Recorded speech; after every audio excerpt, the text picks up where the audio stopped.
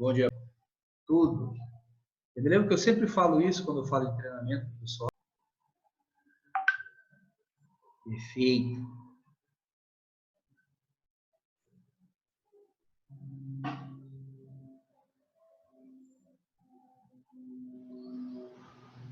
Pronto.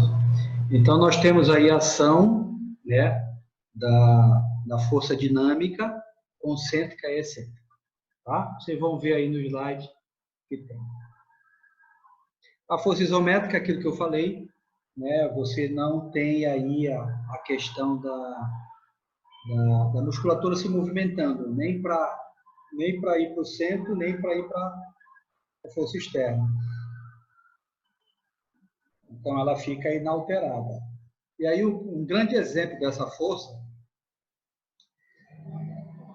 ele fica dentro das academias quando você diz, olha, vai fazer 1 minuto de prancha lá, né? E a pessoa deita, fica lá. Quem fez prancha 1 minuto sabe que é uma eternidade. A força isométrica é também chamada de força estática. Tá? A pessoa fica como estátua e fica fazendo força, né, na sua musculatura. Tá? A força de resistência, né, dentro daquilo que Guedes e Platonov estão falando aqui, é essa capacidade de você fazer essa força por diversas vezes e manter a qualidade dela. Tá? Então, visa uma adaptação da função oxidativa das fibras de contração rápida e lenta. Então, você prepara não para fazer uma vez, você prepara para fazer 1, 2, 3, 10, 15, 20, 30, 40, quantas vezes forem necessárias. O atleta maratonista, ele faz o trabalho de força de membros inferiores para ele durar na corrida 2 horas. Tá? Então, esse é um trabalho de força de resistência, ou resistência de força. Tá? E aí, pessoal, a gente vai entrar, o que a gente chama, vai dar para a gente fazer até o final da aula, né, 9h35, quais são os métodos? Nós vimos o tipo, né? Nós vimos força, aí nós fizemos uma subdivisão em tipos. Tá? Força máxima, força dinâmica, força isométrica, resistência de força e potência. Agora nós vamos ver os tipos, a metodologia que eu aplico essa força. Tá? Um dos métodos é o método isométrico. Ele já está mais ou menos no conceito, né? Por que eu trabalho força isométrica? Né? Porque eu entro com essa metodologia. Vou colocar lá no teu planejamento de treino. Agora eu estou falando já em planejamento de treino. Tá?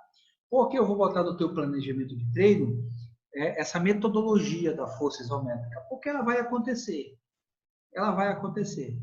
No voleibol não acontece. Tá? Porque ele é sempre dinâmico. Mas tem esporte que é necessário trabalhar isometricamente. Se você pegar as lutas, existe a força isométrica. O cara está lá no chão, o cara está agarrado, tentando fazer força, e o cara está aqui. Né? Não vai passar daqui. Então, ele está fazendo força isométrica. O pivô do handebol segura o cara aqui, né? Na feita que ele segura, é uma força isométrica. O bloqueio do handebol. No polo aquático existe muito essa força isométrica. Né? O cara segura o outro, meu irmão, tu não vai sair daqui.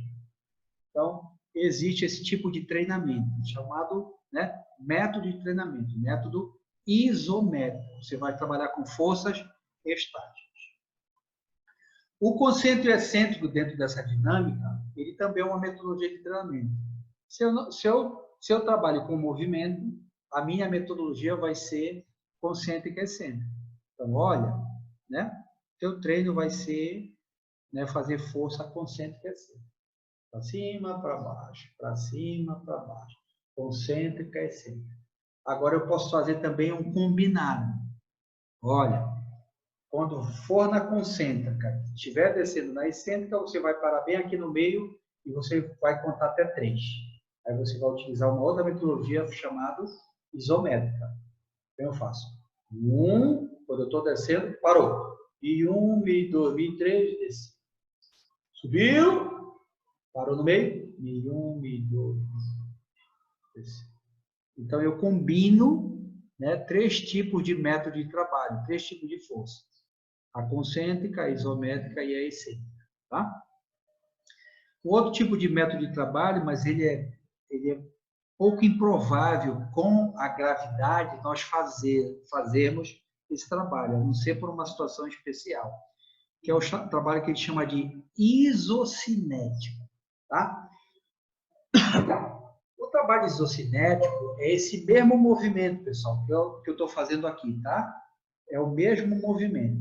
Só que o iso, cinético de movimento, o iso igual, ele vai dizer que a minha aplicação de força, tá? Essa aplicação de forças que eu estou colocando aqui, né, no meu bíceps, desde o movimento inicial até o final, ele tem que ser com cargas iguais. Tá?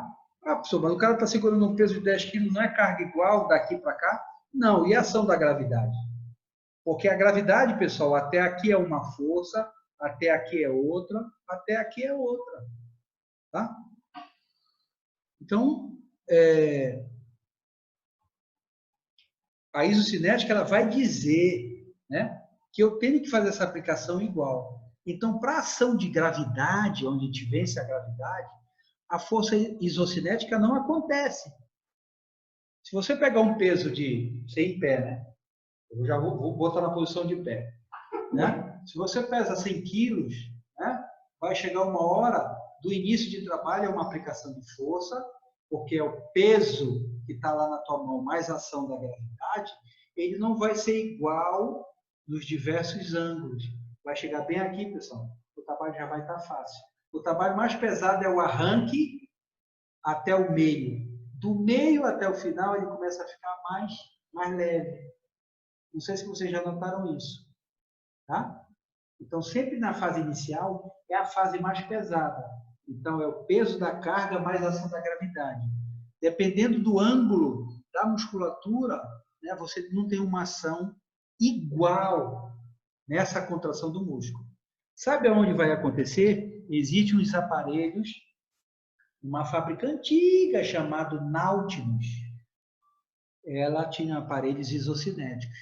Então, ela tinha uma situação que você botava lá 40 quilos. Ela, em todas as ações, né, do aparelho, fazia com que você aplicasse a força igual em todos os ângulos. E o outro lugar onde você tem a aplicação de força, né, que não se altera, é dentro d'água. Então, só nessas duas condições que você vai ter força isocinética. Tá? Gravem o nome. Vocês não vão ouvir em sala de musculação. Tá? Força isocinética.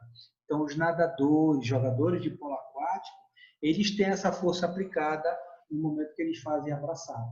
Tá? E a força isocinética também ela é muito feita em função de testes para você detectar se a tua musculatura tem alguma alteração de força para membros inferiores, lado direito e lado esquerdo.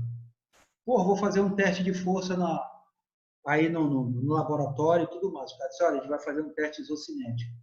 Então, se prepara, porque do início do trabalho, né, até o final, na extensão, eles vão botar que o aparelho deu uma carga igual. Então, do início até o final, pessoal, a carga vai ser igual. Eles vão fazer uma medição e botar eletrodos lá na sua musculatura para ver se você não tem força. A tua força final é diferente da força inicial. Então, essa é chamada de força isocinética. E o outro método de trabalho é o chamado pliométrico. Plio, salto. Tá? Então, medir a capacidade muscular em saltos. Tá? Então, você coloca em as barreiras ou não e faz o cara saltar sucessivamente. Tá? Ele faz um salto, cai, imediatamente ele já faz outro e cai. Tá? Pessoal, qual é a história dessa metodologia pliométrica? Tá? Eu vi isso na minha primeira pós, em 1988. Tá? Como começou essa história do pliométrico? Depois foi um grande cientista, e ele estava com uma bola no armário e queria pegar essa bola. E ele saltava e não conseguia buscar. E aí ele pegou uma cadeira, né? Ele pegou uma cadeira, colocou, mesmo assim não conseguia chegar, né, na altura do armário para pegar a bola. Bom, e agora o que eu faço? Eu não posso pular daqui na cadeira, né, porque eu posso pegar a bola e como é que eu vou aterrissar? Né? Eu posso aterrissar em falso na cadeira e me ferrar. Só que aí ele estava pegando, né? Eu tinha assim umas 4, 5 bolas. Na primeira aqui que ele estava pegando, que ele foi pegar e desequilibrou. Quando ele desequilibrou, ele foi para o chão. Quando ele bateu no chão, ele fez uma impulsão e conseguiu pegar a bola. E aquilo causou espanto para ele. Poxa, eu estava lá no chão, saltando, não consegui. Eu fui para uma cadeira. Quando eu desci, bati no chão e impulsionei e peguei a bola, o que aconteceu com o meu corpo? Então, ele racionalizou, ele começou a pensar, será que no nosso corpo não existe um efeito mola? Né? Será que no nosso corpo não existe um efeito mola? Então, quando eu estou no ar, que eu desço, que eu bato no chão, e quando eu bato no chão, rapidamente, se eu fizer uma outra impulsão, eu vou mais para cima. Foi o que ele raciocinou. Foi o que ele racionalizou.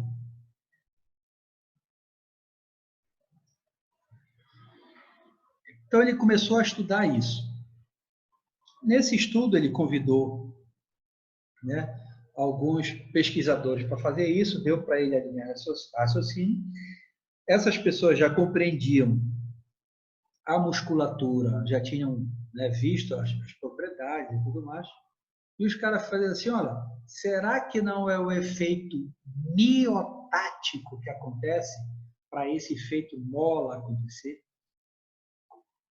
E os caras começaram a trabalhar. Pessoal, o que é o efeito miotático? Tá? O efeito miotático é através de duas propriedades que nós temos no músculo, eu já falei aqui. Uma é a ação do órgão tendinoso de Golgi e a outra a ação do fuso muscular. O órgão tendinoso de Golgi, ele está no tendão e ele detecta o grau de contração. Toda vez que eu faço uma contração muito forte, o órgão tendinoso de Golgi está detectando. Ei, essa contração está grande, cuidado. Então, é tudo um mecanismo de proteção. Né? Se a minha musculatura ela está sofrendo uma extensão, sob tensão muito grande, né? Ela está alongando, se estendendo sob tensão, existe lá no músculo um próprio receptor chamado fuso muscular. Esse fuso, ele detecta o quanto o meu músculo alonga sob tensão. Então, vocês imaginem, pessoal, né? Vocês imaginem um arremesso, uma cortada no voleibol. Eu estou fazendo esse movimento de trás para frente, ó, para em alongamento da musculatura, né, do ombro e do peitoral, e mais do tríceps. Então, quando eu faço o movimento para frente, ó, o peitoral está puxando o braço, junto com a porção anterior do meu deltóide. Quando o movimento vai passando, ó, aqui eu finalizo com tríceps, tá? Toda essa musculatura aqui de trás, pessoal, ela está se alongando, ela não está se opondo ao movimento. Ó. A musculatura lá de trás está contraída. Agora ela vai relaxar para essa musculatura da frente aqui agir. Tá? E aí o meu movimento acaba bem aqui. Então, ó, peitoral, deltóide e tríceps estão todos contraídos. Tá? A porção posterior do deltóide, mais a musculatura aqui, que é um complexo de 4 músculos, manguito, que faz parte do manguito, todos eles estão em alongamento. Só que eles estão sob alongamento, sob uma baita de uma tensão. Eu estou gerando força, velocidade. Ó. Então, quando eu estou nesse movimento, o fuso muscular está detectando nessa área aqui um alongamento sob tensão. Qual é a resposta que ele manda para o sistema nervoso central? Olha, a musculatura está sofrendo uma distensão, um alongamento muito forte, a tensão que está acontecendo ali é muito grande. Se, meu irmão, for um pouco mais, pode acontecer uma complicação. Então, como ele é um mecanismo protetivo do nosso corpo, o que ele faz? Ele manda contrair. Você então já pensou, enquanto você está contraindo para frente, a musculatura de trás também está tendo uma ordem de contração. Então, quando o cara arremessa, aí o cara pega aqui, doeu meu ombro. Né? Então, é esse reflexo chamado reflexo miotático. Então, quando uma pessoa faz uma impulsão, quando ela aterriza, né, pela ação da gravidade mais peso do corpo, você faz uma semiflexão do joelho, porque não tem jeito de você cair durinho, né? Não tem como dar uma impulsão, cair durinho no chão. Você vai fazer um amortecimento. Esse amortecimento ao qual, né, você cai assim e o joelho começa a flexionar, a ter uma semiflexão, né? A resposta de alongamento que está acontecendo aqui no quadríceps da coxa, tá? Por uma queda que está acontecendo, ó, tá? Intacto. Só que o meu joelho começa a flexionar, né? Pela ação da gravidade mais o peso do corpo, ó, ele começa a alongar sob tensão. Qual é a resposta, né, desse fuso? Aliás, qual é a mensagem que ele manda para o sistema nervoso central? Ele está alongando sob uma forte tensão. Qual é a resposta que vem? Contrai. Toma, contrai. Então, foi isso que eles racionalizaram, fizeram esse estudo e concluíram, né, esse efeito miotático que acontece, né, na musculatura, dá esse efeito da pliometria.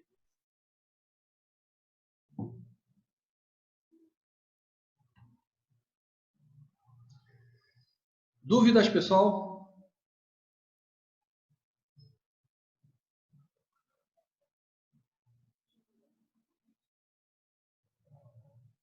Tranquilo, Luiz. Maravilha. Pessoal, alguma dúvida sobre força? Tá? Vocês vão receber esse slide, eu acredito que eu até mandar. Mas eu vou mandar de novo para o Breno, tá? E o Breno manda para vocês, tá? Então, vocês vão ver todo o resumo aí, sabe, desse slide sobre força. E mais aqui, né, aquilo que for gravado, eu vou postar lá na nossa plataforma lá da Isamanche, tá? Alguém tem alguma dúvida com relação aos tipos, o que é a força, a metodologia? Ficou alguma dúvida aí para vocês?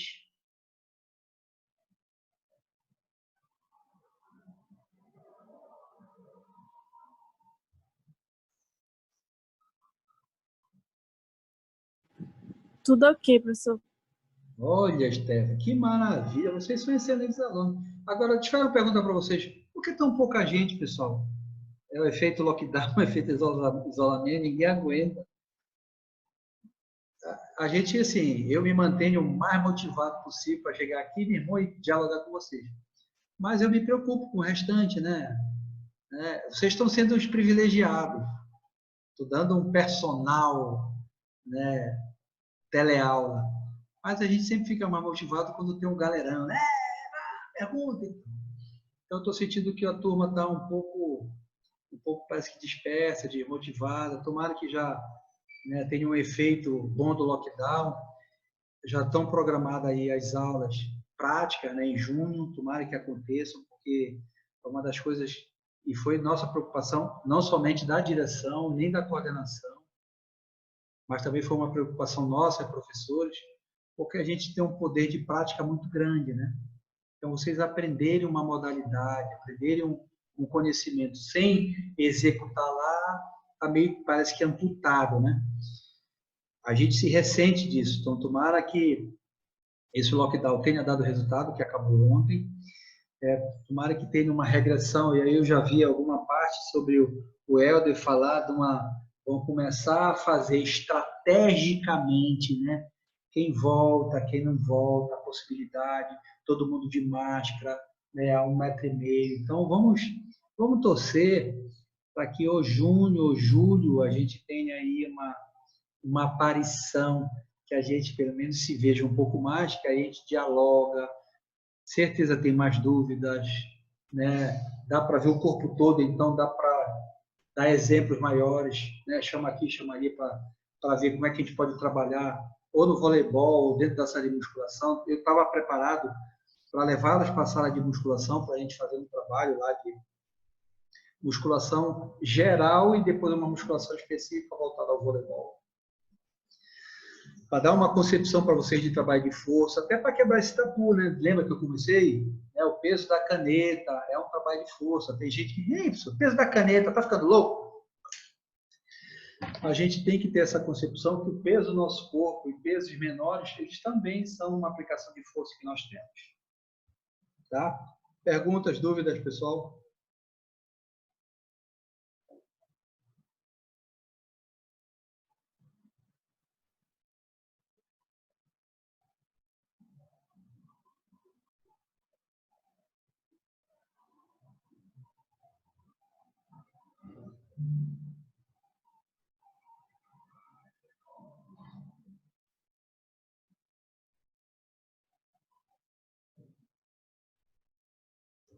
Beleza? Posso encerrar então? Pessoal, beijos, abraços. E aí vou mandar o material e o vídeo vai estar disponível para vocês. Tranquilo? Beleza, Maurício. Um abraço. Falou, Léo. Tchau, Luan. Tchau, Stefano. Falou, professor. Tchau, professor. Tchau, meu amor.